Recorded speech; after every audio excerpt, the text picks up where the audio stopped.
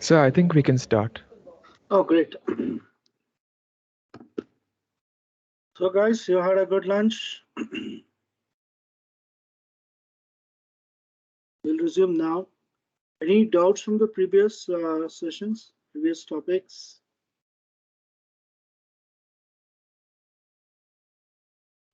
Yes, no. Not as such. We need to go through the slides once to see. Okay. Don't worry, it's all easy. You just have to relate it, visualize and relate it, and also connect with your own company experiences. Okay, sir. It's not a very difficult topic as such. Once you get the big picture, it's easy to put in place all these concepts. I know all of you are techies, you work within your own domains, but the governance is more of a management function, right? Yes, sir. I mean, honestly, never been into those kind of meetings where. Yeah. So that's where you need to connect the dots. Cool. So this session, security in the boardroom agenda, uh, this will be helpful. I know in a few years down the line, for those of you who are aspiring to be in a leadership role as a CISO or equivalent, will be helpful. Or even without that, in the current role itself, if you had a chance to work closely with your CISO, and if your CISO is asking for inputs from your side, uh, how to prepare an agenda and all this will help you, right? Boardroom, what are the things they actually look for when it comes to information security? That from that perspective, you can tailor make your inputs and provide. So we'll take a look at all these aspects, right? And we'll try to wrap it up by before 3:30. Okay. So this is a very famous quote by this uh, board of director called Shirley. She's from Harman Industries, right? The rising tide of cybercrime and threats to critical information assets mandate that board of directors and senior executives are fully engaged at the governance level to ensure security and integrity of those resources. It's well captured, right? Primarily, the onus is on the board of directors and senior executives. So Gartner, you're very much aware of Gartner, right? It's a research firm. It's very well reputed research firm. They keep doing a lot of surveys, thought leadership. They publish a lot of surveys and insights in the form of reports. And many organizations look forward to receiving them. Gartner has got this magic quadrants on any security software or hardware or technology. You just type the magic quadrant in Google Images, you will get to see the magic quadrant. But also the hype cycle also is a very popular way to find out where that particular brand stands, right? So they found in a survey last year, 88% of board of directors view cybersecurity as a business risk. So whenever you read any survey, you should look at it from the context where this survey was conducted. Same survey, if you conduct in India, it will give you a different percentage because in India, still we have a long way to go, except for IT companies and technology companies. Not much is known about cybersecurity as a domain, right? Many companies have seen the sysadmins or the IT folks actually run. They are bunched together to run the security function. Right? So this is done in the US. Maybe again in US you'll have to see where exactly who's a target for this kind of surveys. But nevertheless, take as it is. It is done in the US, and they found 88% of them uh, of the board directors view cybersecurity as a business risk. That is a good sign. Otherwise, normally people look at it as a technical risk, right? It's a cybersecurity is an IT problem. That way, there is a sea change in the mindset. Now, this is one more survey from this company called Code 42. From multiple vendors, they also indulge in doing surveys and giving their reports. Each of them will give us an idea about It gives a pulse of the industry. What's where we are headed? What are the latest trends? That way, these reports would be useful. Clear? So the C-suite is all the people at the C-level roles, right? Like your CEO, COO, CX, all the CXOs, right? So this particular report says the greatest risk is the company C-suite because they don't have too much knowledge or they don't understand the criticality of cybersecurity. That itself is a big risk. Haven't we seen senior people in the company? They don't follow rules. They want exceptions for everything. Common rule they won't follow, right? So that itself is a big risk, right? And here you have common myths about cybersecurity in the board because board people traditionally they come from non-IT background. Board of directors typically they are from chartered accountant or law background. They are coming from that background. Of late, in the last 7-8 years, there has been realization in the senior management with the rise of IT. Okay, many companies are looking at IT professionals, specifically security professionals, to become to be part of the board of directors. Right. Otherwise, it's traditionally packed by CAs and lawyers. Now, this is a topic boards are probably not taking seriously. I feel potentially quite exposed to lack of knowledge, training in corporate cyber threats. I think this is an ICT issue rather than a organizational risk issue. What is the need for cybersecurity on the board's agenda? They don't understand any of it. And the board in general is not computer literate or cyber savvy because the board composition is like that. But of late, because of new changes in the pervading cyber threat scenario, and also organizations are realizing at the board level they need some expert from the security background. And given that most boards have an audit committee or a risk committee, and in the risk committee we want cyber security professionals, so a lot of leadership folks get an opportunity to be part of the board. Okay. Any questions so far? Okay. So some myths and realities, these threats are not that serious. That's how they dismiss. So we heard about APTs, right? Today, APTs you cannot escape. If they actually target your company, there is no escaping. It's not that your security controls are super duper and very strong, robust, that you are able to protect. APT gangs are very sophisticated, you know very well. I don't have to explain more. And surely our IT security is strong enough. That's a very foolish statement to make, right? So this quotation from Bob Mueller is very popular, right? Heard of this quotation? There are two types of companies in the world: those that have been hacked and those that you don't know they have been hacked. And what's more is even those companies that have been hacked will be hacked again. It's nothing like only once in your lifetime you get hacked, right? Wherever there is a weakness, opportunity, hacker group will exploit, right? No matter how big, small, how popular company, unknown branded company, anything doesn't matter. There isn't much cyber crime. So people keep telling all this crazy stuff. This is not, this is management's job. So they don't want the board to get involved. So actually there is a code of practice for governance of state bodies, a US based code of practice, primarily for government organizations. It says that advising on key risk is a matter for the board. It's a board's responsibility. I'm not an expert, it's not my job, right? So you don't have to be an SME at a board level, but you expect to ask the right questions to ensure cybersecurity posture is optimally maintained.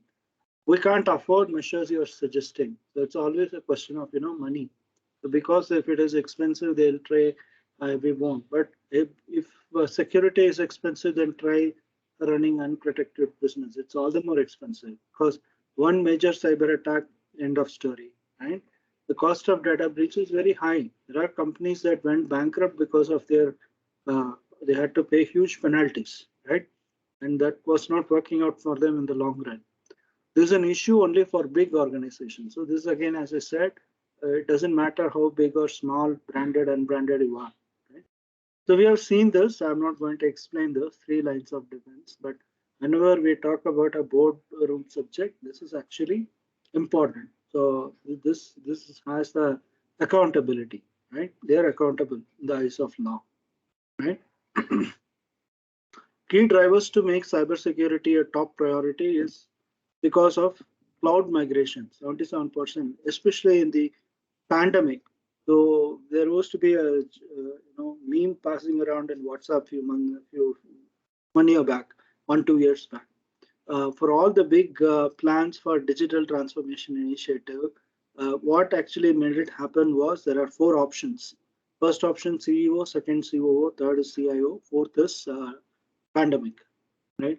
So the pandemic made cloud adoption in a big way, and there is an increased focus after big headlines like WannaCry. So bad press, so people take notice and they want to do something about it, and they bring cybersecurity as an agenda item in the board. And site compliant with the regulations to avoid fines. This is also a major thing, especially after GDPR kicked in, it became very important. It assumed criticality. So Deloitte has a way, to describe a CISO.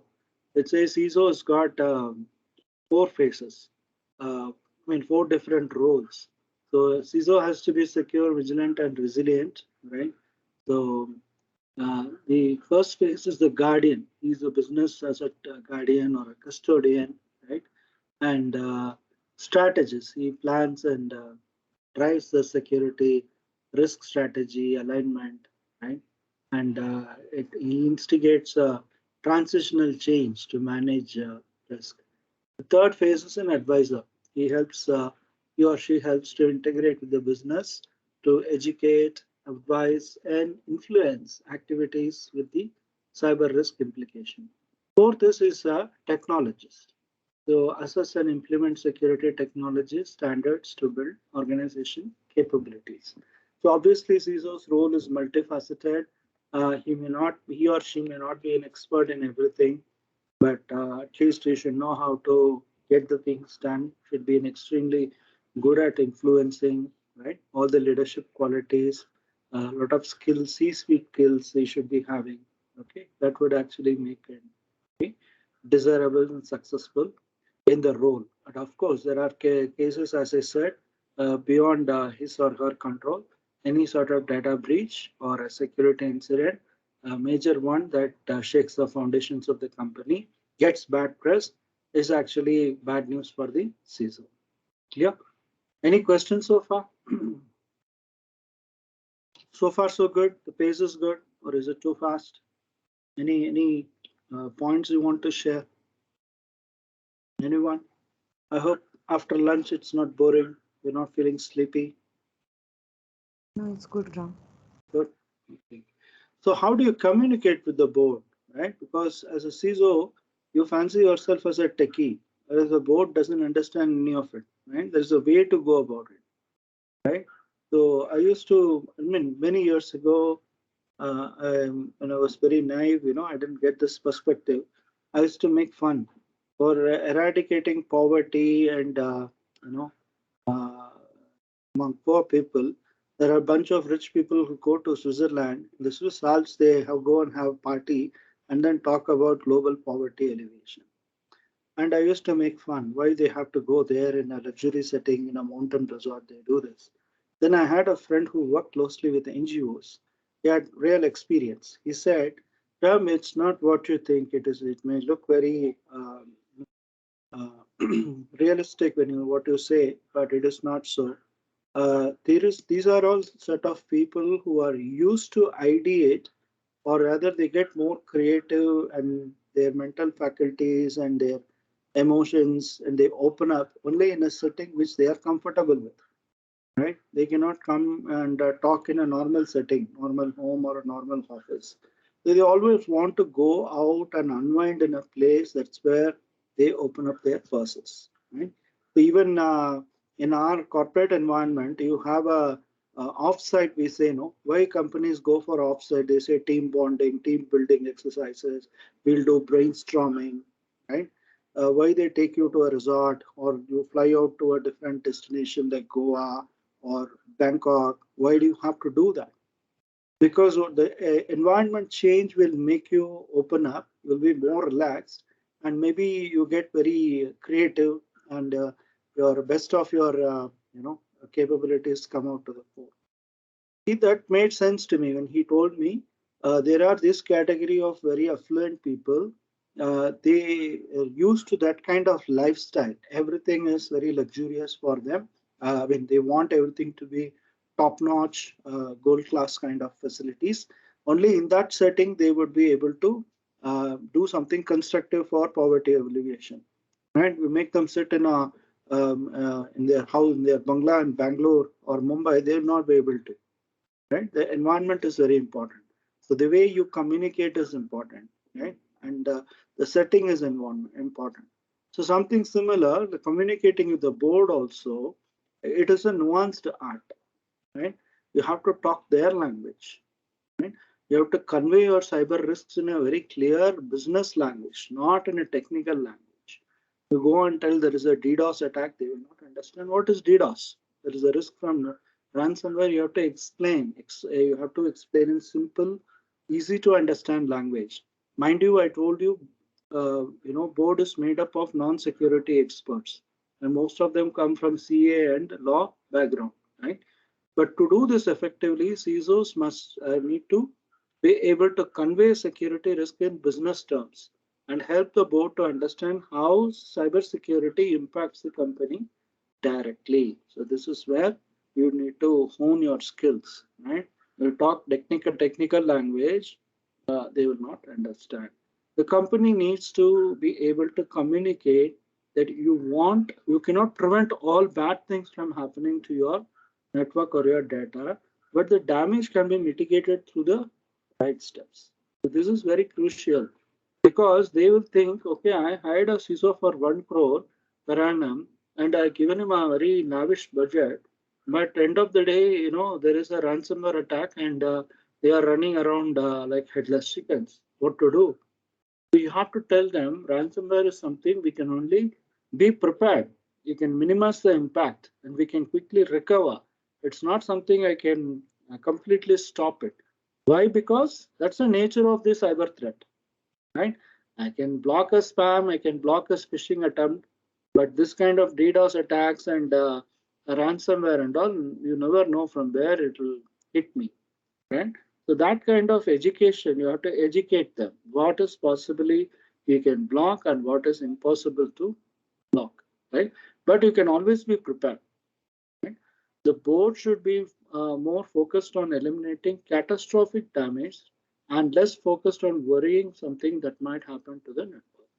So catastrophic damage is a very large event, right? It's a high impact event or an incident.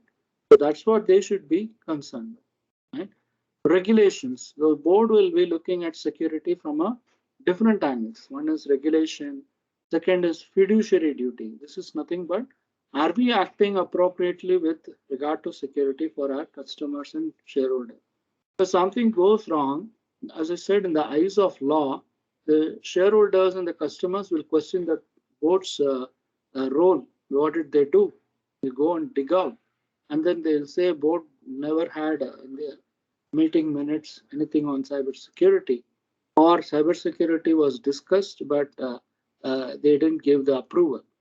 Right? That look very bad. Company liability. If we perform poorly in cybersecurity, how does it impact our business performance overall?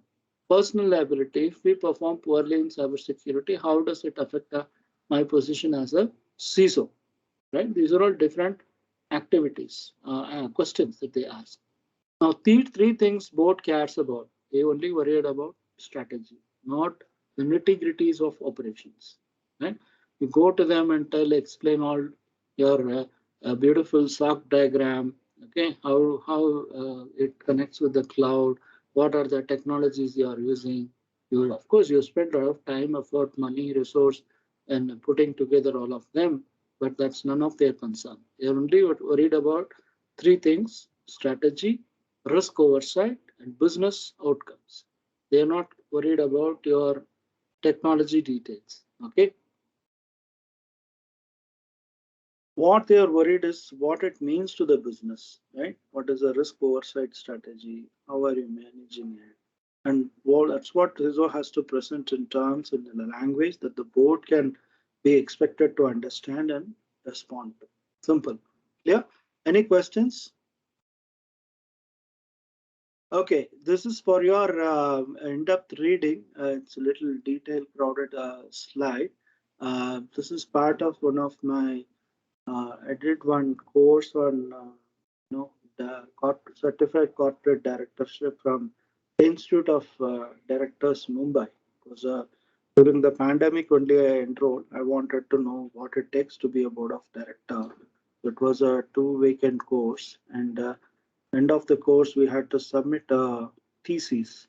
So my thesis was on cyber security in the board agenda.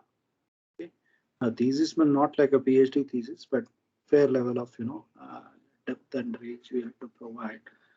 So there, this is an extract from my thesis document. Of course, none of it is my own. So some of them were my own input. Some of them was reading and interpreting on my own. So what are the governance steps? What are the questions for the board? And what are the questions for the organization? Okay. Excuse me. It's the same. Continue. So please take a deeper look at this and come back to me next week if you have questions around this. Okay. So again, with the change that is happening in the technology side, technology models, right? Earlier, cloud was not that popular maybe 5-6 years ago, but today cloud is all the rage, right? So there's a paradigm shift in the way companies are holding to their data, building applications, right? And there is a role of the CISO needs to be changed, right? Earlier, people used to think CISO prevents breaches, but rather we are only facilitating risk management. Something goes wrong, we build the confidence level, we build the backup, okay, a fallback option, we build the resilience for the organization. Cyber risk is a securities problem. No, it is a business risk that we all know. So security is a roadblock to speed. Of course, one of my favorite slides that I use in other sessions is I put the picture of Nissan GTR, Skyline GTR. It's a sports car, right? So always say that fast cars have good brakes.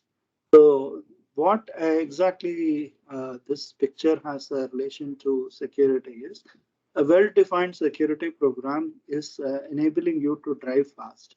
Because in case whoever is driving, they know for sure there is a strong security program. It's well defined, robust. In case there is something wrong, it will help me. It will be acting like a safety net, right? So that way, it gives confidence to the business to take their products and services to the open market and customers. So it is not, of course, security processes when you inbuild, it will lead to some lag in speed and you'll not, your time to market will be less. But at the same time, it will help you to deliver and deploy secure products, right? So security enables agile and secure products. That's the whole point about this slide. Any questions so far? No? Yes? Okay, emerging best practices for board governance in cybersecurity. Now, board is all very clear, especially in advanced economies and technology companies. They are aware of this. Maybe non-technology companies are still, the traditional legacy companies. They still have a lot of things to catch up.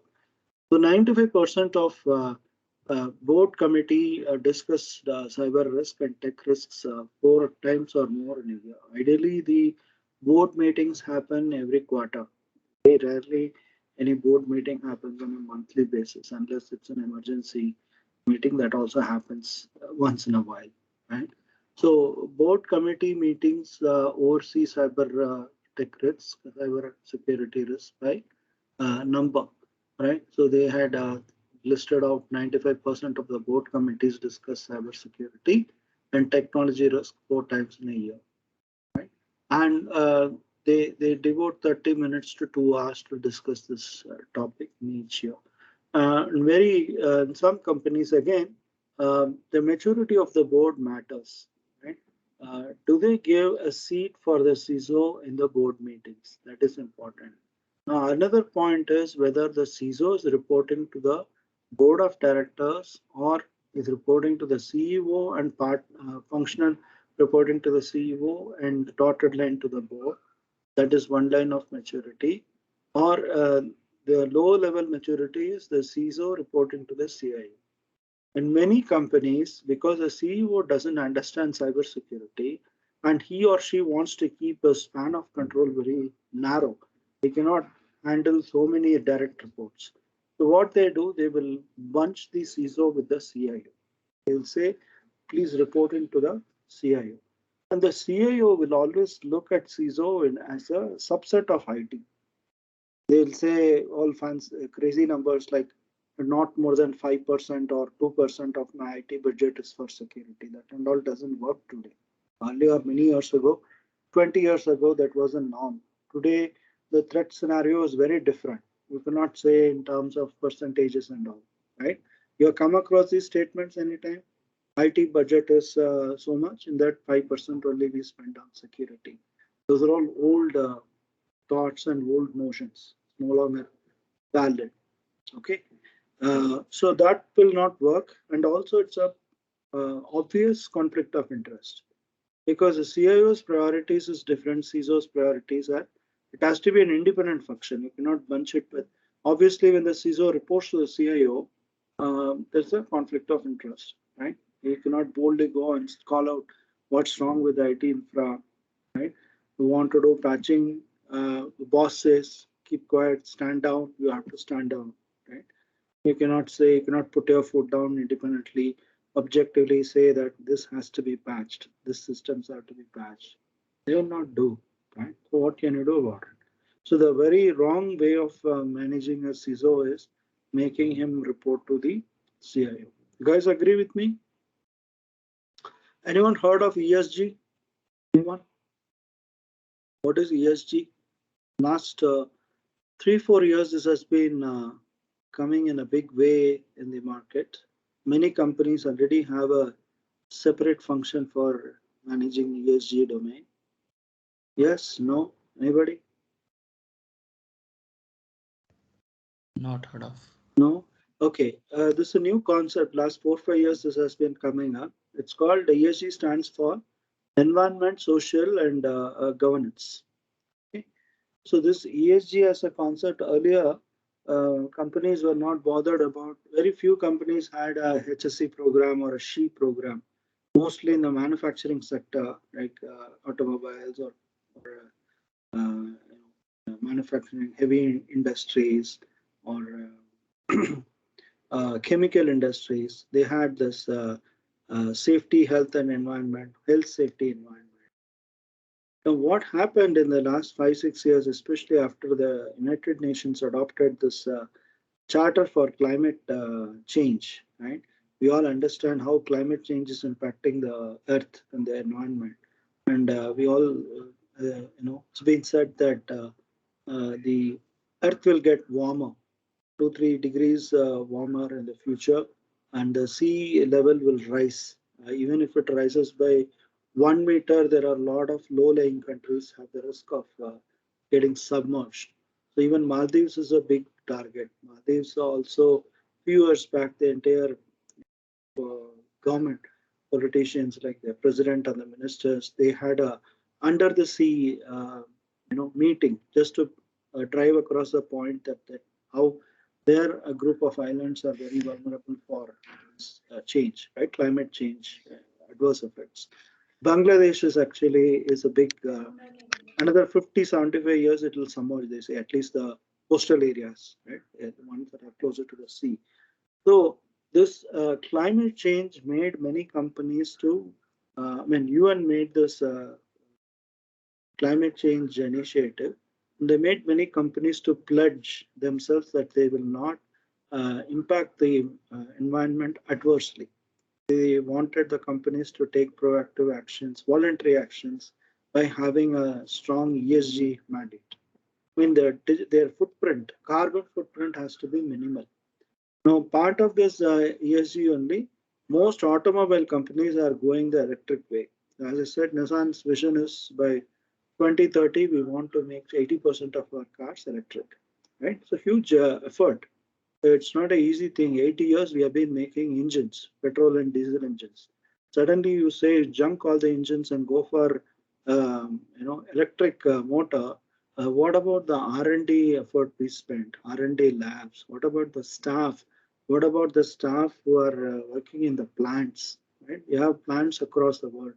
45 plants across the world. What will happen to so many staff? And today, so much of automation, you don't need humans to in large numbers as laborers, right? So, or workers in the factory. So, all these things is making a sea change in the way world looks at carbon footprint. Now, ESG initiatives have come up in a big way. There are companies who have a ESG function headed by a director or a VP or a head, whatever they call. And now cybersecurity also is actually being having a touch point with the ESG effort. What is your carbon footprint, right? So you run a huge data center on your own. It has its own environmental impact, right? Your emissions that you actually emits, that the emissions that come out of the data running the data center, all of that. Everything have to be quantified and say this is my carbon footprint. So of course now we are all going to cloud, and that also, the more cloud also it is pain. And what about cryptocurrency mining? You know how it happens? Anyone? Cryptocurrency mining. It impacts your power situation. Your electricity bills shoot up because of crypto mining without your even without you realizing it's happening, without your consent. In the background, somebody is mining coins. It is going to shoot up your electricity.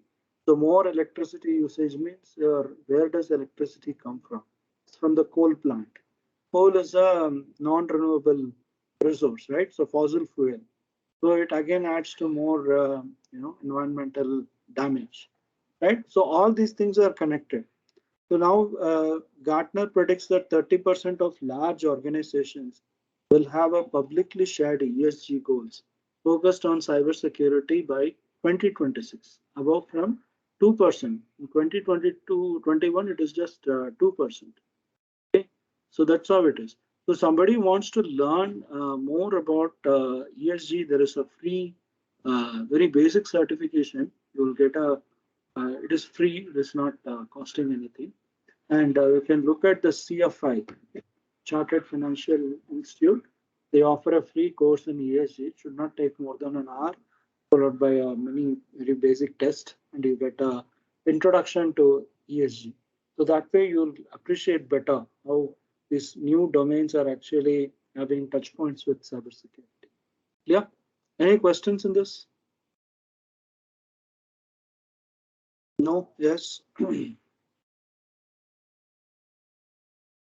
not hearing anything. Are you guys there or sleeping?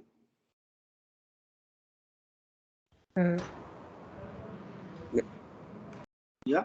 Okay. Okay. Okay. No, sir, right? No questions as such. No questions. Are you guys feeling sleepy? Is it boring? Okay. Again, another aspect is the shift in board awareness in the past few years. There was a McKinsey & Co. did a research survey in 2017, and they suggested only 25% of companies gave their boards IT and security updates more than once in a year. More frequent and consistent communication between more board members and senior management on these topics nowadays enables the board to understand financial, operational, technological implications of cybersecurity threats for business, and also they can help in guiding accordingly, right? So it is not an annual update alone. You should have an ongoing dialogue in the board meetings. That means it has to be listed as an agenda item every time. Right? So this is a board maturity. firms increasingly recruit experts for these committees. I was saying, no, there are committees for audit committee for remuneration, for risk management. So 65% of them, for example, have at least one board director with expertise in cybersecurity, technology, risk, or both. These directors include senior executives of top technology companies and executives with the defense or intelligence background. So next time, whenever you read a newspapers, especially the business section, you will find so and so has been appointed as an independent director in another company. Right? Somebody from Infosys senior management is appointed as an independent director in another company. Ideally, the conflict of interest should not happen when it happens when the rival company is taking them as an independent director. That ideally should not happen. They do that basic checks.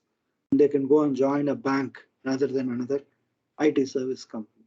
So that way, when you read such messages, you'll be able to connect which news you'll connect. Okay, why they have been taken, maybe for their expertise in technology area or security, right? Structure. Appointing a specialized technology committee for risk and audit committees are the primary overseers of this risk. But growing number of firms, 22% overall, and as many as 35% in some segments, have a technology committee to oversee cybersecurity. So they have to make a charter. In the charter, what they should do, they have to integrate oversight of cyber risk and resilience with technology and operational resilience, including business continuity, applying an expert focus to strategic technology choices, innovation, transformation initiatives, and investments, and better managing regulatory concerns and requests in these areas. Okay. So even in the Indian context, now that we have a Indian data protection bill that has been a personal data protection bill has been renamed as a data protection bill. So this bill adoption, I don't know when it will become a law.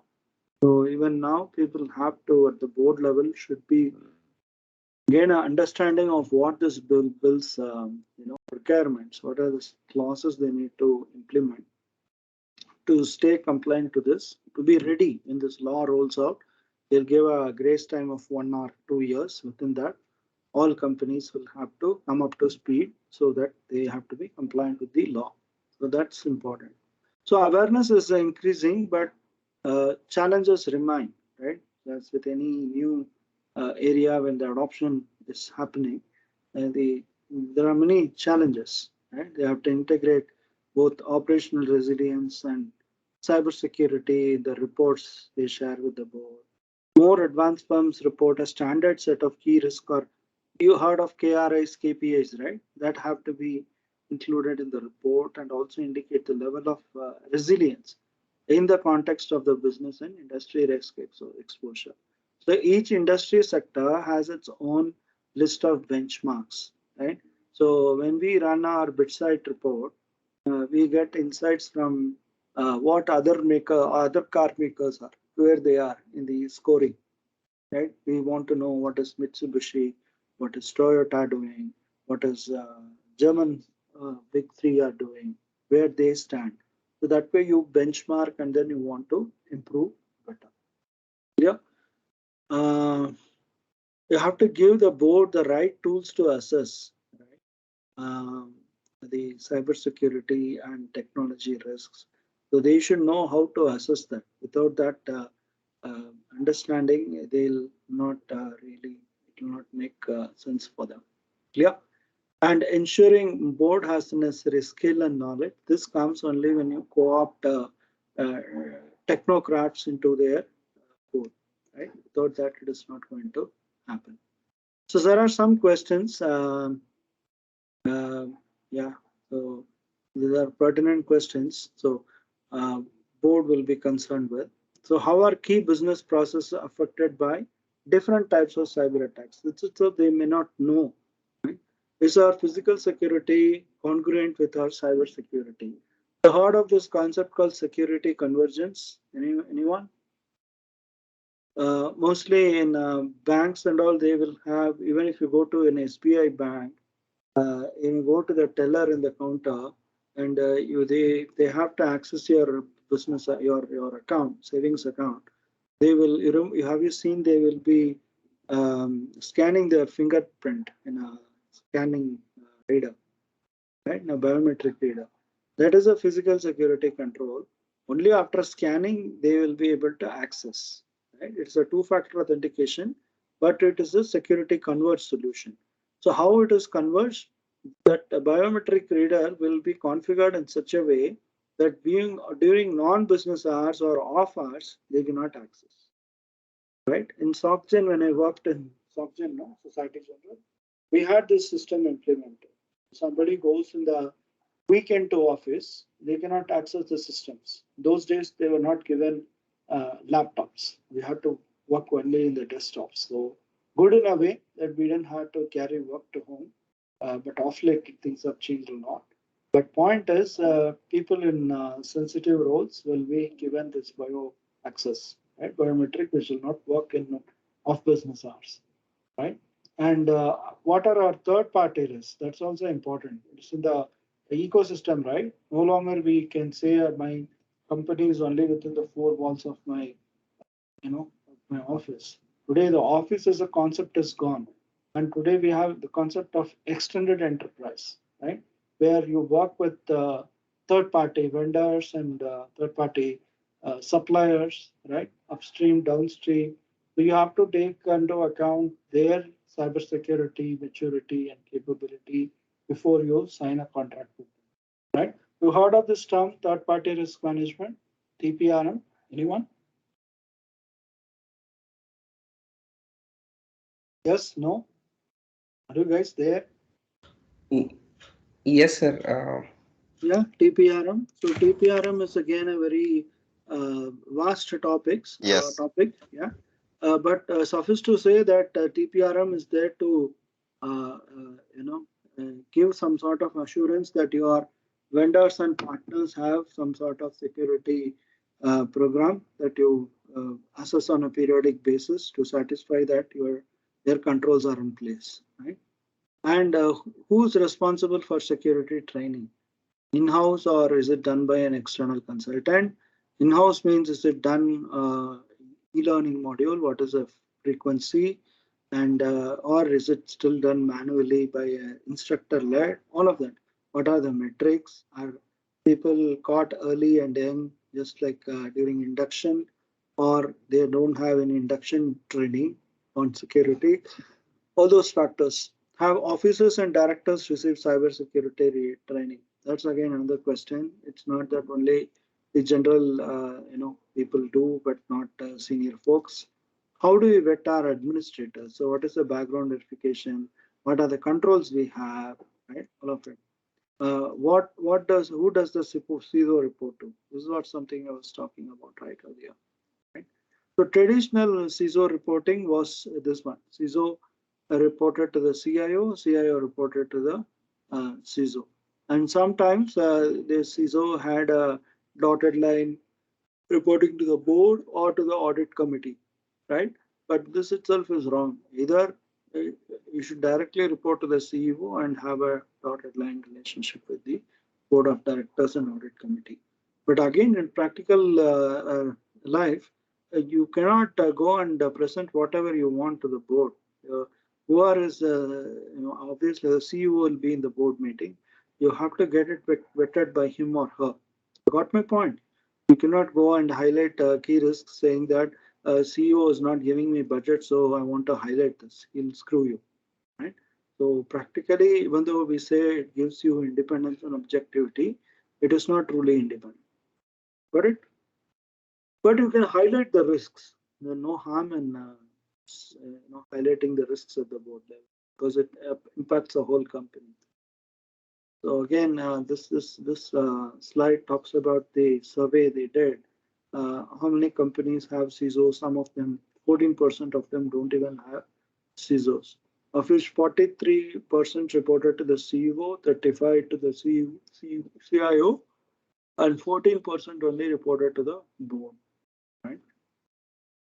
Any questions? So this slide is a crowded slide. Maybe you can read through. What is important is the CISO reports to board. Okay, these are all the people or the stakeholders, different stakeholders. If you report what are the drawbacks and what are the possible fits and observations, right?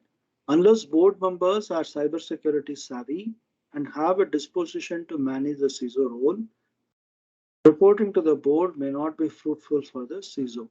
This problem compounds if the CISO is from a tech background and cannot speak the business risk language that the board can comprehend.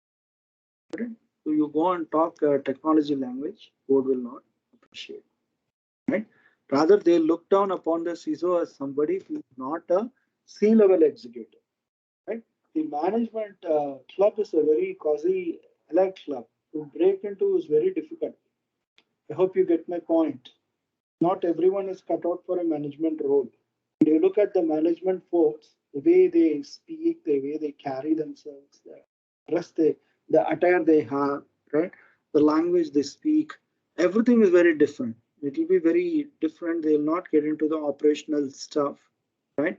To many of us, it look very superficial, but that's how the business works in that level, right? They will not go 2 feet down, or they'll always fly at 35,000 feet, right? But that's how that Cosmic Club is made of. They cannot go and change. You go a little bit deeper and talk technology or the nitty-gritties, nuances, it will not work. They will not be interested, right? You get my point? Board's attitude towards security. So some of them look at board CISO as a figurehead. Some of them are firefighters. Some of them as change agent. Here you have the CIA mapped out. How attitude towards CISO is mapped. Again, I'm skipping this very crowded slide. So primarily it talks about what boards expect, what boards get, and to close the gap, what they need to do. Okay. Any questions so far? So far, so good. Is it making sense? Yes, no? Yes, sir. Okay. Or everyone is awake or you guys are sleeping? This is a problem when we do the course over online sessions, right? We are in the actual campus have this connect. So I'm looking forward to come on 2nd April. Okay, please make yourselves available. Let's meet on 2nd April in person. Let's rock. You guys are with me? 2nd April, everyone is coming. Yes, sir. Yes, sir. It's always good to meet and build rapport. Always while you guys know me as a name, I know you as a name. Let us put a face behind the name, right? It's always good to meet. Clear? Okay.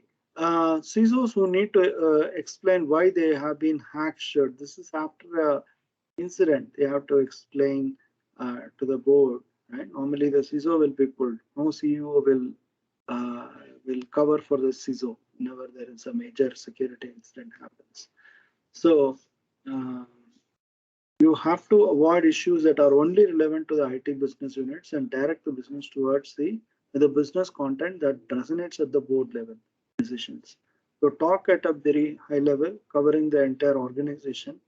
Don't get into the details saying only this business unit got into trouble. They will not like, because you are the CISO for the entire company, right? And you cannot differentiate and say only this. And they don't like blaming anyone. You are a leader. You cannot go to them with complaints. You cannot go to them with pointing fingers. He didn't do, he didn't do, she didn't do. That will not work. You are a leader. That's why we made you a CISO. We gave you a big responsibility.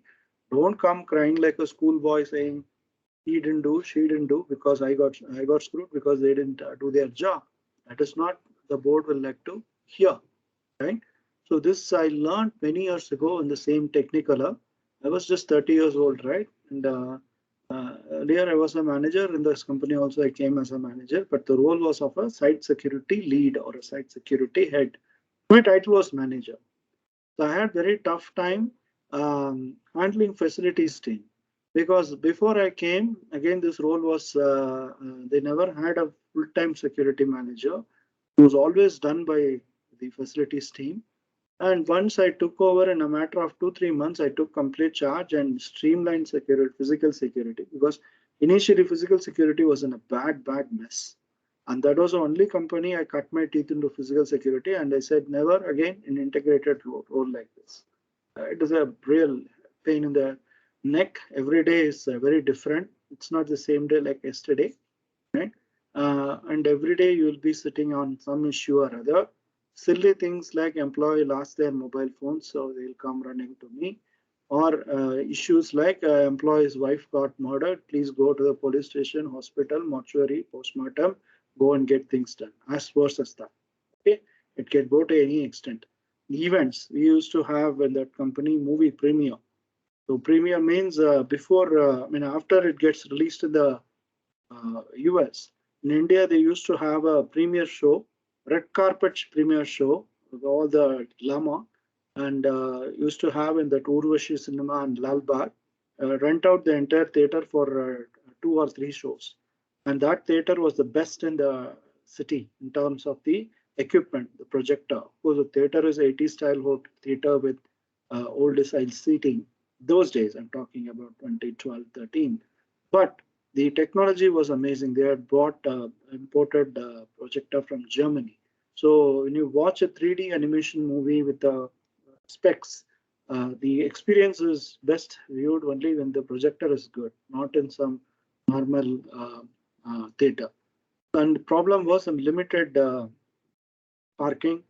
I had a lot of issues. So we did a dry run, event security also. I had to look into all of it, and had to ensure that the movie is not pirated by anybody.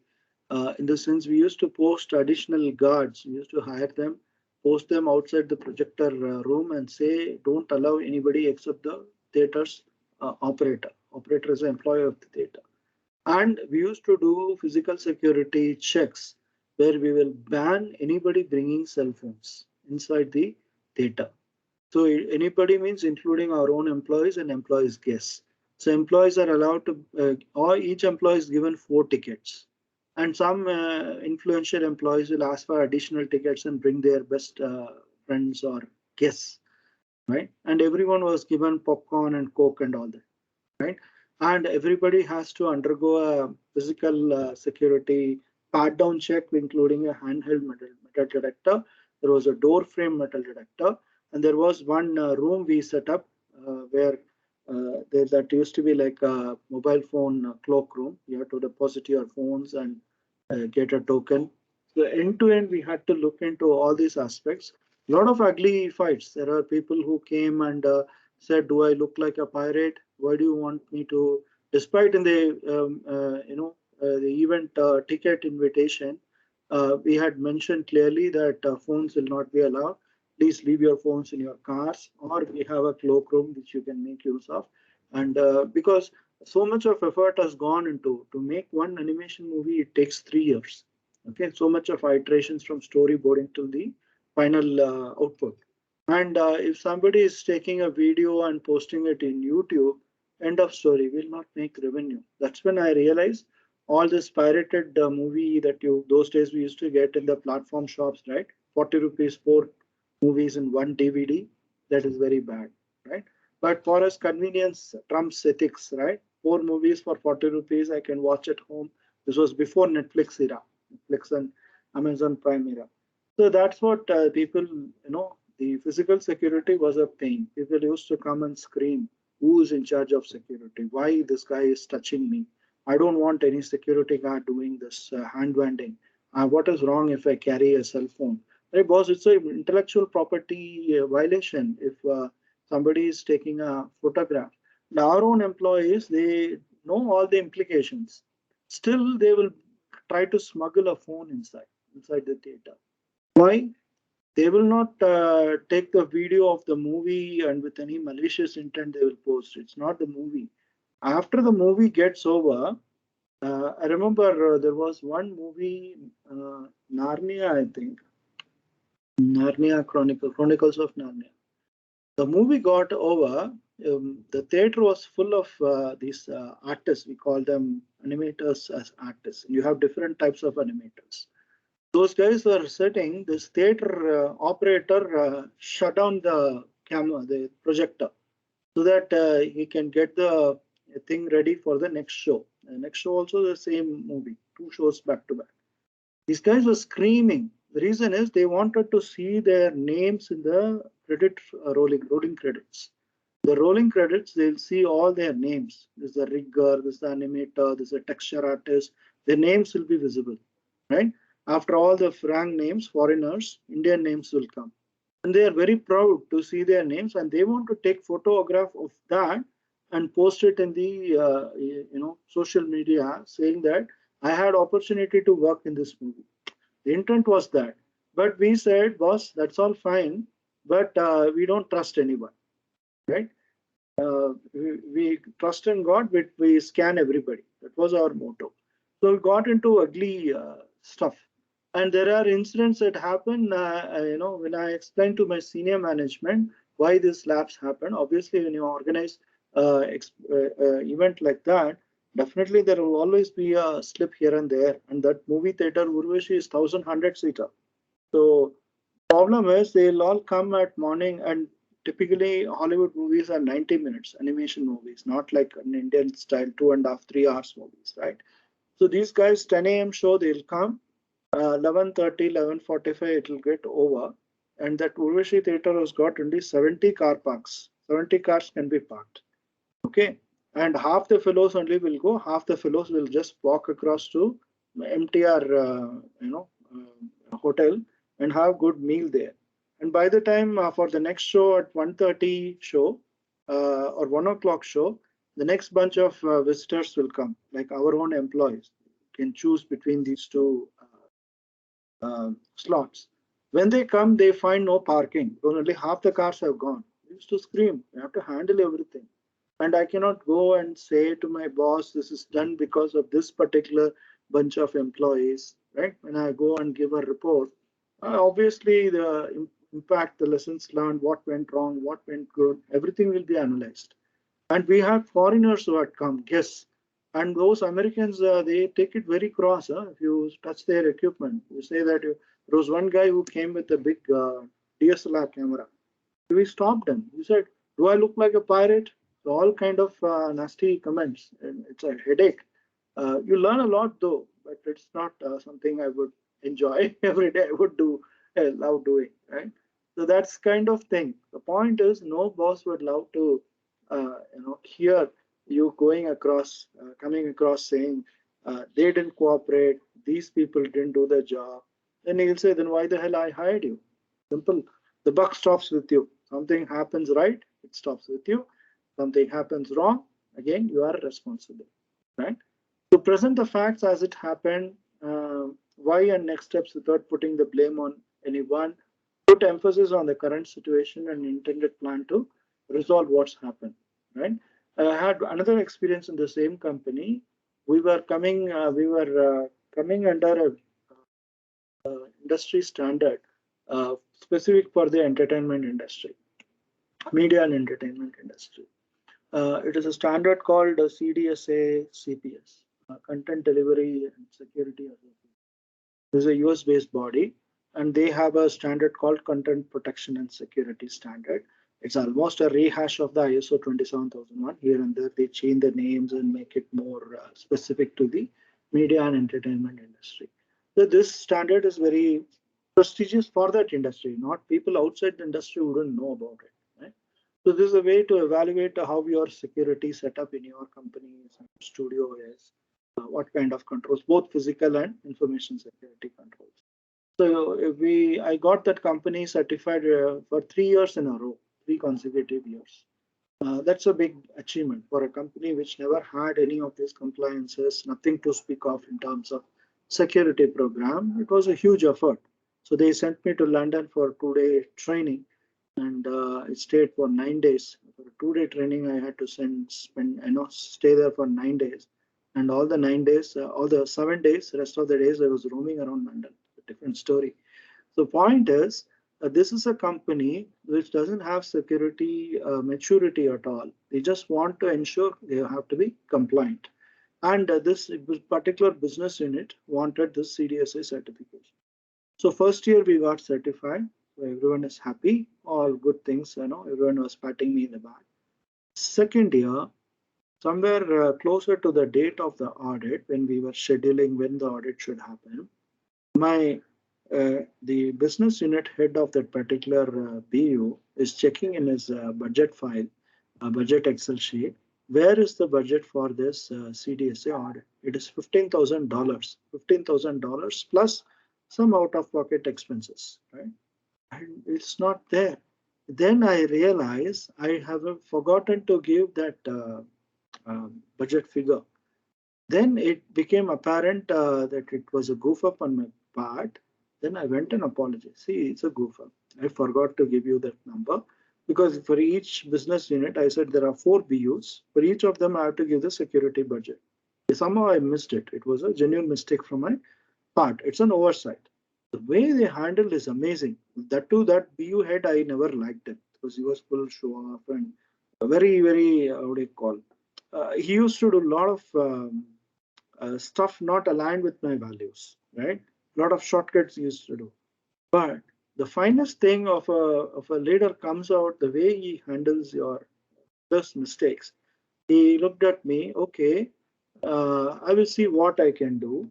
And then what he did very beautifully, he said, I will use a repairs and maintenance budget and get it done. Nothing to worry. Okay, and he didn't make a big mess out and big fuss out of this. He didn't go around telling me, uh, telling my own boss, my country head, Ram screwed up. He didn't give the budget. Now we are managing all that, right? So it was a very amazing way he handled it. I'm really grateful to him. From that incident, my outlook towards him changed. So the point is, when something goes wrong, I didn't blame anyone. I took responsibility for my mistake, and he also very smartly, very matured way he handled it, saying, "Okay, don't do this, Ram. Next time. Next time, be careful when you give the budget figures. But we will manage from the repairs and maintenance, right?" And then he handled it very beautifully. Eternally inducted for him, right? So $15,000 is not a small money, right? So maybe security wise, technology wise, super smart. But in all these leadership areas, administrative staff and the strategy, vision, budgeting, if something goes up, you should know how to handle it. So this guy was really good guy. Point is, he was only worried about where do we go from here. He was only focused on the future. Okay, blame that mistake has happened, how to handle it. But truly, he was a good guy. After that, my outlook towards him changed. You guys are able to follow me, what I'm saying? Yeah? No? Yes, Ram. Okay. So continue to balance the need to protect organization versus operating the business, but look for potential opportunity to resolve any systemic or legacy challenges. And conclude discussion by asking board to engage members of their business units in a process for smooth and effective results. Okay. Regulators want to know how companies are managing risk, right? They always want to know.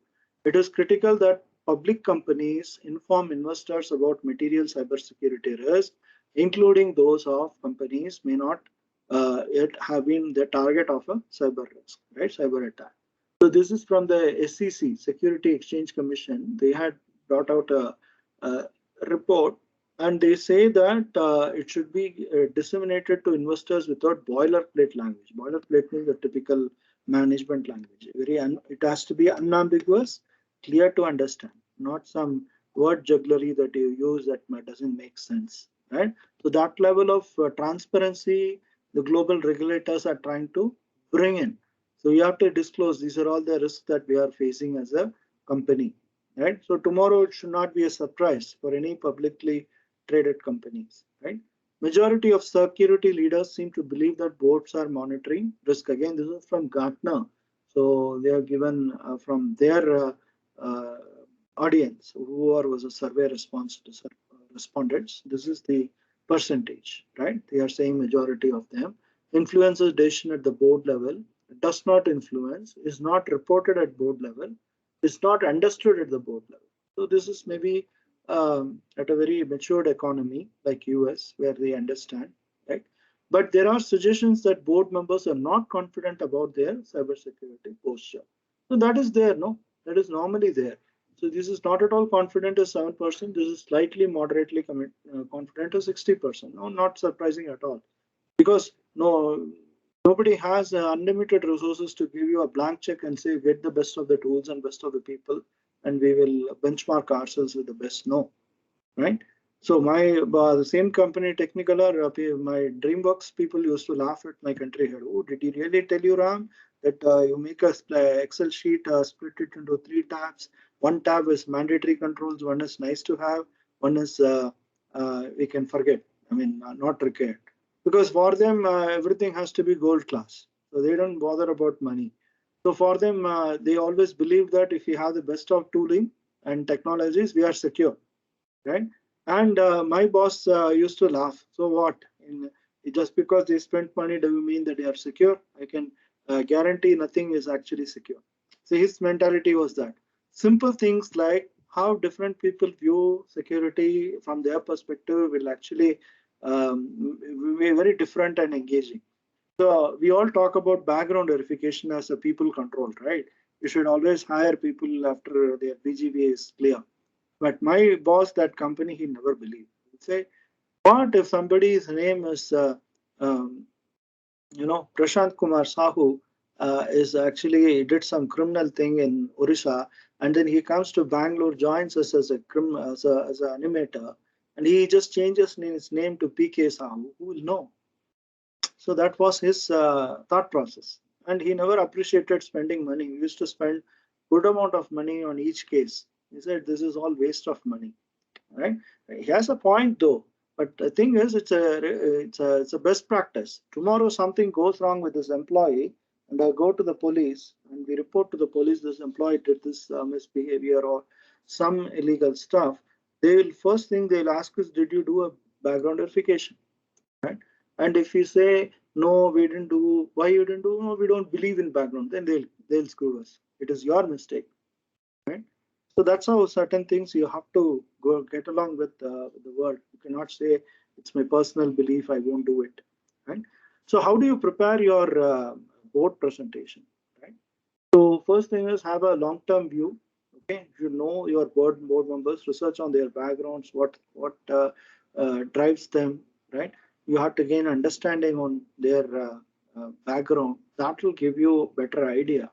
So you have to create a slide deck that is resonating with them.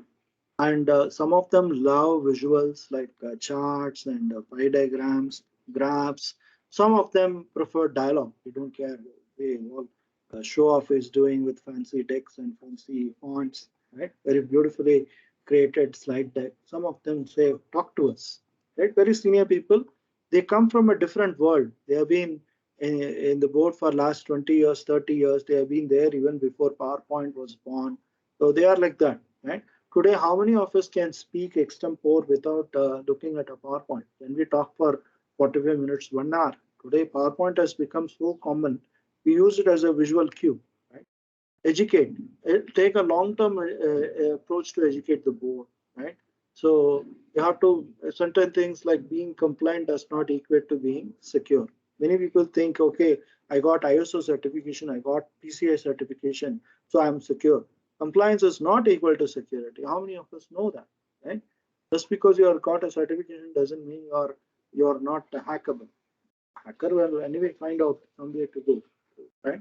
Engage them, positively, and get their support to, get their support to run your security program.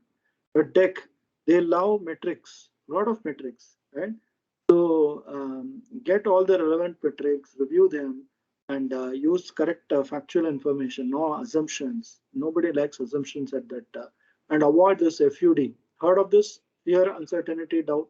It's a very old technique. The initial days, maybe in the early 2000s, marketing guys used to use this tactic, fear, uncertainty, doubt, to create, some sort of panic in the minds of CEOs, and they will buy your product. Today, nobody falls for it. Right? And you have to present metrics that doesn't take too long to capture. And focus on content. You heard of storytelling and all those techniques, right? The more you become a leader, you should know how to convey a thought process very clearly. And you have to quote examples, preferably from your peers in the industry, within the same industry. You work in IT service company or IT product company, look at what is happening in other companies of the same thing, right? Provide the big picture and show alignment with business, right? And focus on strategic elements, instill confidence in your program. You have to create a storyline, right? Storyline will have all these components. And 1 week before you prepare for possible questions, it's very interesting when you work with very senior leaders, how they prepare board. They spend good amount of time, at least 10, 12 hours in preparing the slides, right? And update presentation based on peer feedback and meeting. Meeting ideally you will not even get 5 or 10 minutes to present your point of. Right? You will spend 10 hours in preparing the deck, revising again and again. But end of the day, you will get hardly 5 or 10 minutes to present to the board. That also some board member will cut you short. Okay, cut all this, Ram. Just tell me what it is. I'm not interested in other things. So you'll feel very awkward. Oh my, I spent so much time in preparing this deck, so much of thought has gone, time has gone, and energy I've spent. But this guy is saying, he stops me in the slide number 2. I have 8 slides to show. He stops me in slide number 2 and slaughters me. What will you do? You have to be prepared for all of them, right? So what content you cover? What are the material risks? Okay, are they under control? What are we doing to keep ourselves secure, data and infra secure, right? And how does our security program cover with compare with others, right? It's a benchmarking. Tell me about some latest incident in the media. So recently there was a news that Toyota shut down many plants in Japan because of their vendor getting infected by ransomware. Immediately, alarm bells started ringing. The board level and some people started asking questions. What about us? What about our security posture? So my bosses and all in Japan, they started preparing decks and getting inputs from all these sources and part of the deck and present it to them. Right? So I'm just keeping this. Okay, let us do this. Board's memory, you have to keep them talking about the material risk, right? Unless you keep telling them, they will not appreciate it because they shouldn't say suddenly you are throwing a surprise.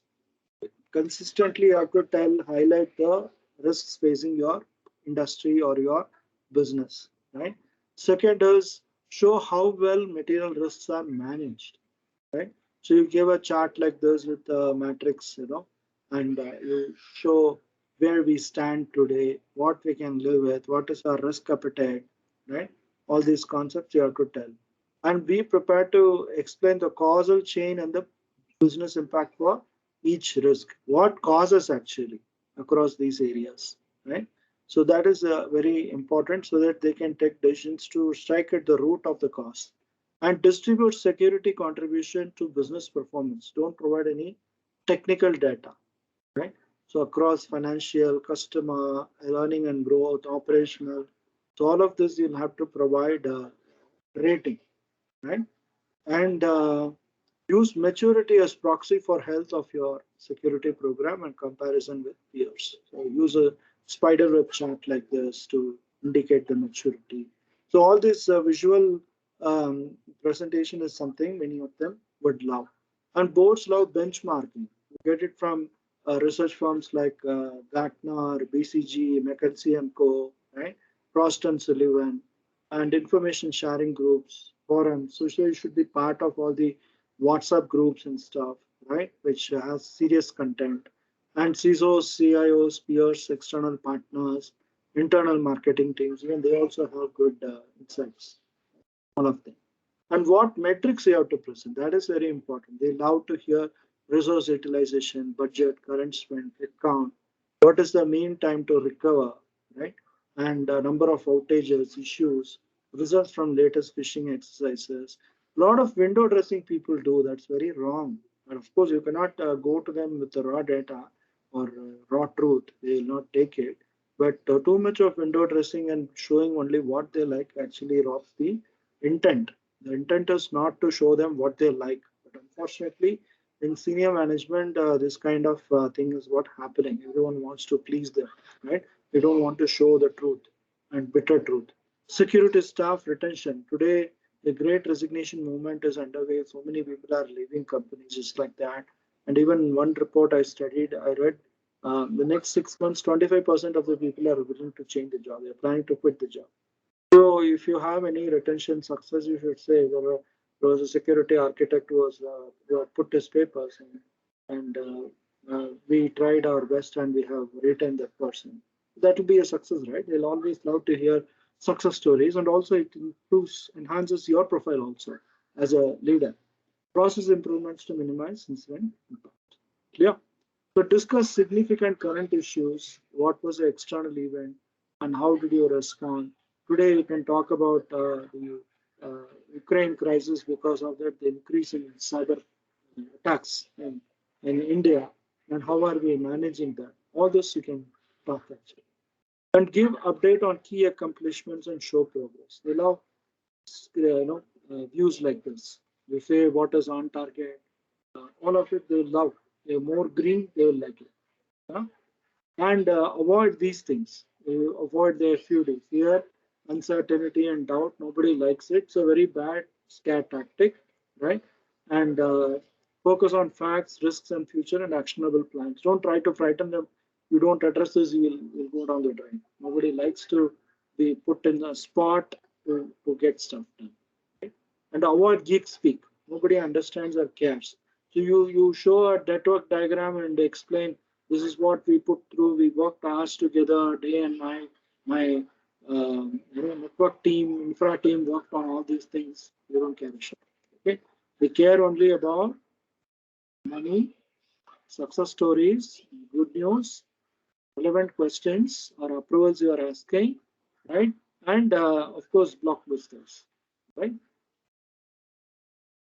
Going unprepared, you go unprepared to a meeting, it's a cardinal sin. End of story, right? So don't ever give excuses. Go fully prepared. Normally, what happens if you are preparing a 5 slide or a 8 slide deck? Beyond that, what you do, you have background slides called appendix or called background slides that you have 20 slides and you hyperlink with your main slides. You can do hyperlinking, right? And in a PowerPoint. So if somebody wants to dig deep, they want to know where this data came, they want to know, click that, go there, show that, and come back. So background slides always helps you. Yeah. So how you present, know your audience. This we already discussed. Presentation, what you say is important as how you say it. So speak their language, single digits, primary colors. Prepare for the unexpected. That is a lot of it depends on the personality of the CISO, right? And market, message, media, research board members, and have a coherent storyline which you can talk in a very concise manner.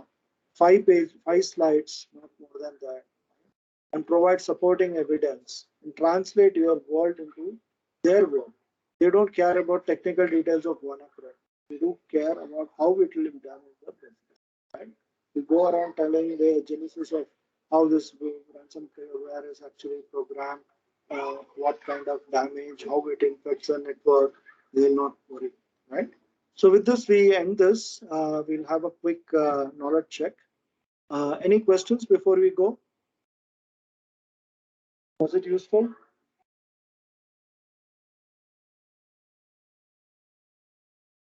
Yes, no, I'm not hearing anything. Yeah, are you guys there? No question. No questions? Okay. Knowledge check. Changes in regulatory compliance and laws on data security and privacy and organization reputation concerns will make more and more organizations to report cybersecurity to the board in future. What's the option? Agree, disagree, partially agree, neither agree, not disagree. Just that.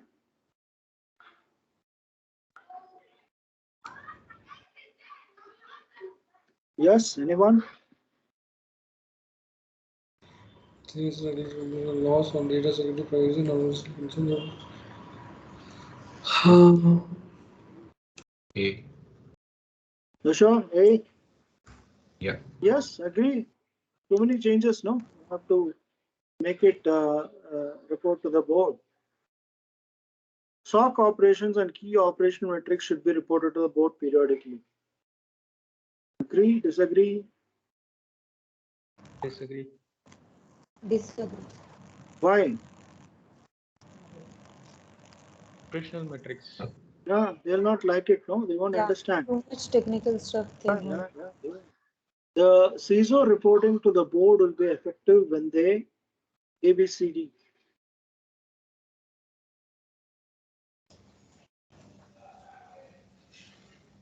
A. Understand risk. All of them, they know what they understand the threat landscape.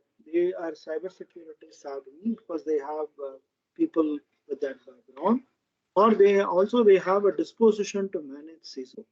If you don't have a disposition means inclination. They're not inclined at all. Oh, no, the technical stuff. Don't bring the CISO and all. Yeah, remove that from the agenda item. They say then end of story. No, you can't even go to the boardroom, right? What are the items that every board member is concerned about? A, B, C, D. What is that?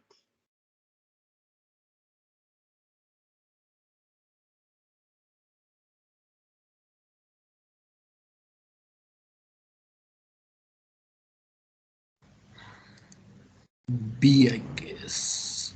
Yes, you're right. See, here they would love to hear the point number C. It's technical. This is industry benchmark is fine, but this is a Technical. area, right? Yeah. It is very passionate for you and me, technical details. For them, it will not make sense. And here, this is not the process governance aspect and all, they wouldn't care. Right? You talk wax eloquent about how PCI DSS or ISO 27001 helps you, it cannot work for that.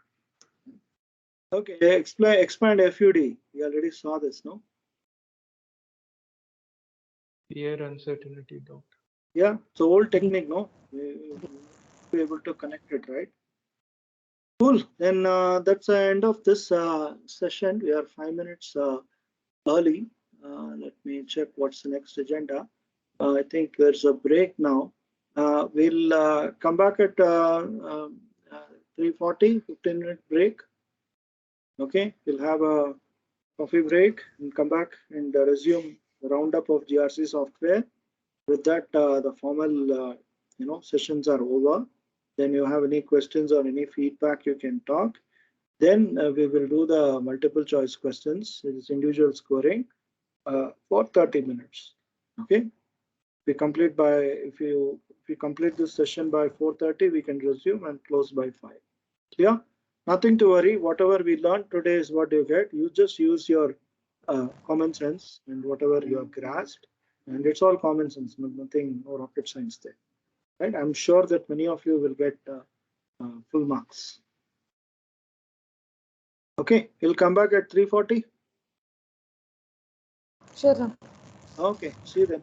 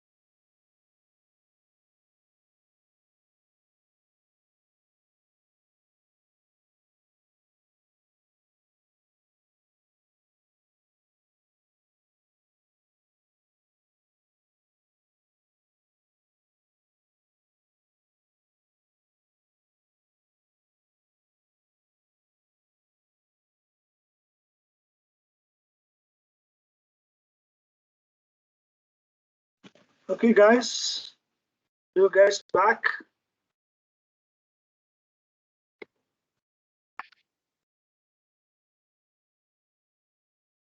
Hello, anyone can confirm if you guys are back online? Yes, sir. So then the next topic is not very heavy duty, it's very light hearted.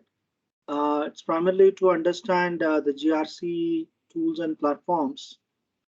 Can you confirm if you can see my screen? Yep, we can see it. Okay. This is the agenda for this slide. Shouldn't take more than 10-15 minutes. Right? So this GRC is a very complex process, right? For example, policy governance itself takes so much of energy to keep them updated. You get stakeholder approvals, stakeholders to review them, right? And managing it. So that's just one component. What about risk management? You have multiple business units across different parts of the world, different branches. You have to do risk assessments and get their, give them a chance to explain the risk findings and then document it and then take appropriate action, risk treatment plan, all of that. So the compliance status, you'll have to give a status to your senior management on a month-on-month basis. Where do we stand? So all these things are physically, if you do it manually, it is a very laborious, tedious process. That's where this GRC software platforms have emerged, and many companies use it. Okay. Now, most of them only publicly traded companies started using them because of the complexity involved. Because being a publicly traded company, they had a lot of compliance to fulfill. But now the GRC software is used by many companies, even private companies. Okay, and these help in managing the necessary documentation, your processes, especially the policy governance, all of it. And new regulations like GDPR and CCPA, right? These are all very difficult to manage manually. So you need to have a proper platform to manage your requests from end users. And these tools are defined as a measurable apparatus for observing policies, regulations, and foreseeable issues within an organization and manage the entity as a whole. So any auditor who comes to audit your security program or privacy program, you can demonstrate compliance and management through the GRC tool itself. You don't have to carry a lot of data or use some SharePoint tool and stuff, right? And that is helpful both in the short term and long term for effectively managing your GRC strategy. Now there is beyond software, you have a thing, something called GRC platform. So this goes beyond cybersecurity. It integrates with other risk functions as well, aligned risk functions. Okay, and this helps mitigate risk to minimize financial, legal, and other liabilities. It helps you to define, implement, and monitor company-wide strategies. So my first break in GRC was software was a tool called Enablon. This was a Technicolor, and that company had a very strong HSE program, health, safety, and equipment, because they had a large plant in Thailand for manufacturing DVDs. And even before 5 years before DVD, vanished from the market, they knew it is the end of story. They sold the plant to Emission, I think, yeah. And that company, since they had factories in many places, they had a strong HSE. And for the India side, since I was handling both info and physical security, I was the lead. So that Enablon software, monthly we have to fill in data. What is the site energy consumption, water consumption? Is there any accidents, any sicknesses, downtime due to sickness of employees? All the data I have to collect from facilities and HR and provide. And I was a single point of contact for that. Right. Later only I got exposed to RSA, Archer, Process Unity. Different tools are there, but yeah, it's easy to use. It's not very difficult, all these tools, right? Only thing, the implementation, you have to be very careful in the configuration. Otherwise, it is very, very user friendly, right? So ERM software covers multiple types of risks. That's a highlight: financial, hazard, strategic, operational, and they organize and evaluate risk information, track company-wide incidents, and provide various tools for measuring the risk factors, right? And modifying operations to comply with policies and regulations. Used mostly by these compliance team members, right? Analysts and managers, right? And on some of the most common examples are the Zen GRC, Audit Board. OneTrust is very popular. Of late, since GDPR kicked in, OneTrust is as a company has grown by leaps and bounds, right? I'm a OneTrust certified privacy professional, and last year I got conferred the fellowship from Fellow of Privacy Technology from OneTrust. So they got multiple modules, at least 10 modules I got trained and got the certification as a fellow. So very, very integrated software. You don't have to do any manual operation. Everything in the tool, and it reaches out to the triggers, alerts to your stakeholders downstream, and they'll have to fill in the details. Everything is on the platform. Very, very seamless, right? And this is GRC platform as opposed to software is very different because it goes beyond cybersecurity alone. So as I said, it might have environmental quality and safety management as well, right? The integration happens with that. And typically these vendors package the GRC platform as a whole to deliver collective benefits to the user. It is not just one component alone. To qualify for the inclusion of GRC platform, the product must catalog, assess, mitigate business-specific risks, and provide tools to communicate with risk to manage employees, ensure compliance with company policies, regulations, help users plan, implement audit programs, include functionality for business continuity, deliver training and learning for compliance, perform third-party risk management, right, risk assessments and due diligence, and support multiple risk management methodologies, right? So all of these are very well packaged, right? In one platform you have, so you don't have to run around doing things manually. Clear? So what are the tips you pick up to, or you use to pick up the right GRC solution? First is the features. Obviously, it should work for your functional requirements. Second, the ease of implementation. It should be quick, simple, and require little effort from your staff. And ease of use. Ultimately, it's all about end user usage, right? Their comfort level. Okay, it should be intuitive.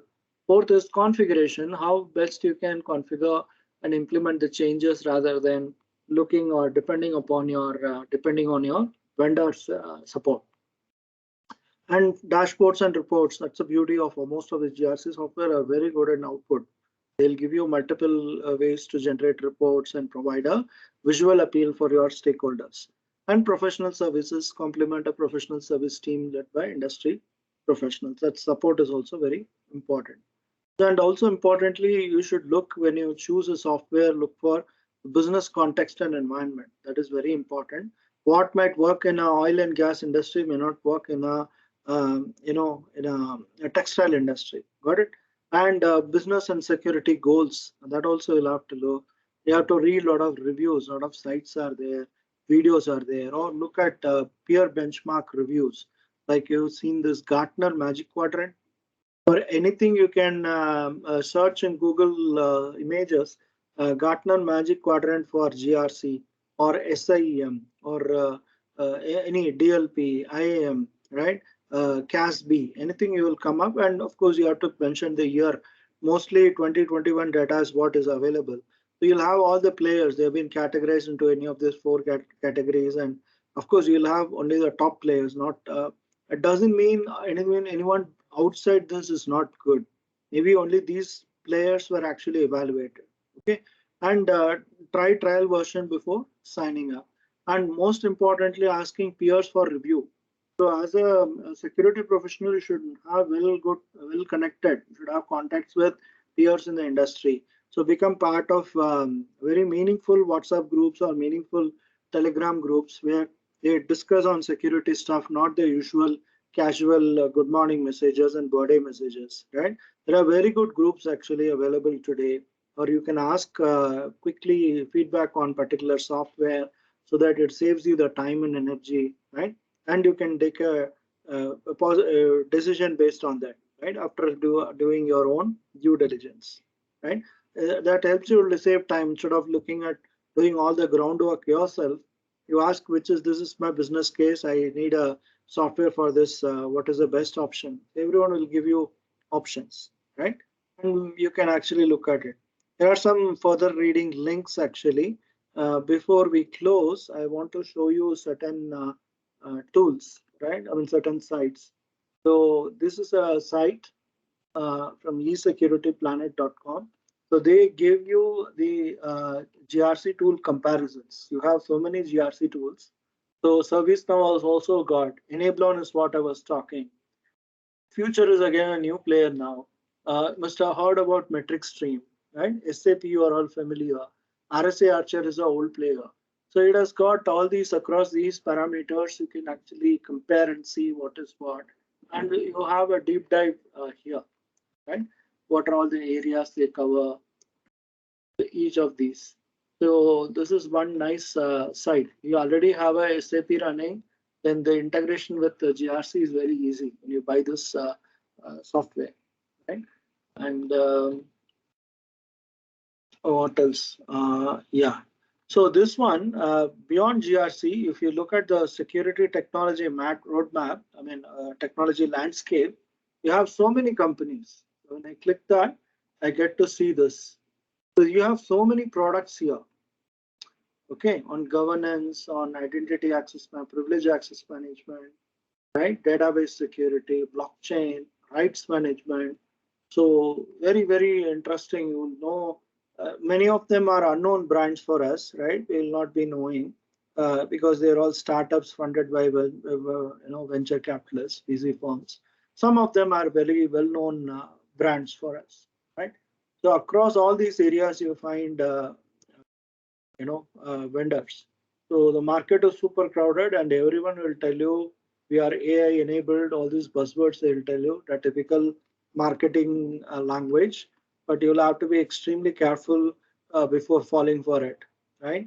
Because it's a big investment. Each of them will be expensive, and the implication of implementation will be there for long, right? You cannot just like that. After 2 years, you can junk this and go for a new tool. So you have to look from a long-term perspective, right? Everyone can't afford a Cisco, right? So you'll have to look at alternatives. The alternatives should not become a trouble for you later, right? So that's where these networks, peer networking helps you a lot. So whenever there is a security conference, maybe in the post-pandemic world, make opportunities to network with people, connect with people, go to conferences, events, and then be part of those groups. And whenever you have a specific need or a requirement, you can go and check on them. And networking again is not one-sided. You have to invest time and effort in it, right? So that there's a two-way street. It's not that only when you have trouble you go to them, right? You should have that industry connect in a equal footing, right? That way you are well covered. Clear? So this is something I wanted to show. And of course, there are other software here on not relevant to GRC. Some of them are GRC software. So they give the pros and cons. Okay. And reviews, again, you have to be very careful. Some of them could be with vested interests. Okay. Just like they build their own narrative. You should be careful. And again, those are the 10 best GRC tools. Everyone calls their own tool list as the best one. So, but you have to take it with a pinch of salt. Okay. So we already saw some of them, right? IBM Open Pages, Fusion, ServiceNow, SideGlobal, right? Nablon, SAP, all of them. So all of this we already spoke value for money, how it is integrating with other, what about the API integrations, right? Usability, user interface, all of this you'll have to look at it. And what are the key features, whether it works for you or something, only you need to check. And they have, all of them have very nice dashboards, right? And I hope this list anyway have given in this slide deck. Tonight I'll be uploading. You can check now. Okay, you can check. Any questions on this? I think I'll reach the end of this session. Any questions? So far, Are we going? Are we going to see any tool live? no, I don't have access to the tools, and I don't think I can show anything live. Maybe you can download any trial version and take a look, or there are some videos would be available if you go to the vendor's site. Go to say, try the trial version, play around with that, with an idea, right? Of course, obviously, mine is a company laptop. I don't have privileges to download anything beyond what is officially approved. So I'm not able to show you anything. Yeah, but you get an understanding of what capabilities are there in GRC software. Right? Okay. Any questions in this so far? Was this session useful before we close? Was this session since morning you got an insight into different aspects of GRC? Yes, sir. Definitely it was useful. Okay. Don't worry if you're not getting it right away. It will take time. Any new concept, it takes its own time. Next week we'll get deep dive into the compliance regime, right? Be it I need to check what is the order, whether we start with ISO 27001 or PCI DSS or NIST cybersecurity framework. So these are all things we'll cover, and maybe the week after we will look into HIPAA, overview of HIPAA, overview of GDPR and SSAE 16, right? Those compliance frameworks. Of course, a lowdown on data privacy, privacy by design, all of that. And and also we will have one maybe I'm not sure whether next week or the week after we'll have a online decision making game based on real life cyber incident framework, cyber incident scenario, almost it mimics a real life scenario. It's a decision making game. Every 3 minutes you'll be given one scenario. I'll be playing that that module. It's a video. Based on the scenario, it will ask you questions, and majority of you, whatever option you are giving, I will be feeding into the system, and that will trigger other actions. Finally, we will get analysis. It will be for 45 minutes to 50 minutes. That will give us a real flavor what happens in a real life security incident scenario, right? A data breach scenario. That is one hour game we can play, right? That will only give us a real life flavor. Then the last day, that is on April 2nd, I was insisting let's all meet, and that day we will do a practical workshop. So we'll split all of you into groups of 3 or 4 folks, and then we'll assign topics. We'll give about an hour's time to research and then come back on whatever we learned. Something like you design a GRC program for this company. You'll give a scenario and tell you to do. You can research using Google. It's a team effort. 4 of you will sit together and do, and all 4 of you will be presenting. Or design a ISO 27001 program roadmap for this company, or a HIPAA compliance. Okay, we'll learn, and after learning all of this, end of the session, the last day we will do this practical workshop, which we will use it for the internal evaluation as well. Okay, so far so good. Yes, no? Yes. Cool. Yes. So what we will do is now we can start the online quiz through LMS. I think we have Pranav, right? Pranav, you can administer that. And Yes, sir. But the quiz activates at 4:30. oh, really? I'll just Okay. update it to 4 o'clock. Okay, you can update it to 4 o'clock so that they can close the session by 4:30 today. You don't Yeah, have to. they can do that. You guys want to go leave early by 4:30? You want to leave? We can do it right now.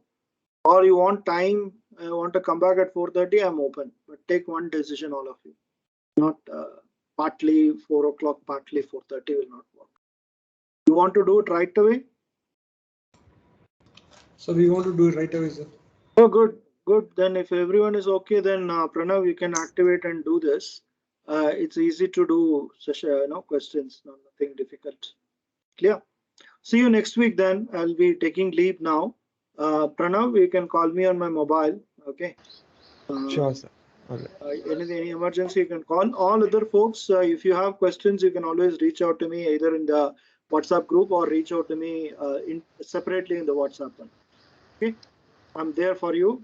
It's not very difficult. Yeah. I'll be uploading these things and the slides in the LMS tonight, and you can read it. Okay. Use it to revise. Okay. Take care. All the best. See you then. Thank you, Bye. sir. Thank you, sir. Thank you.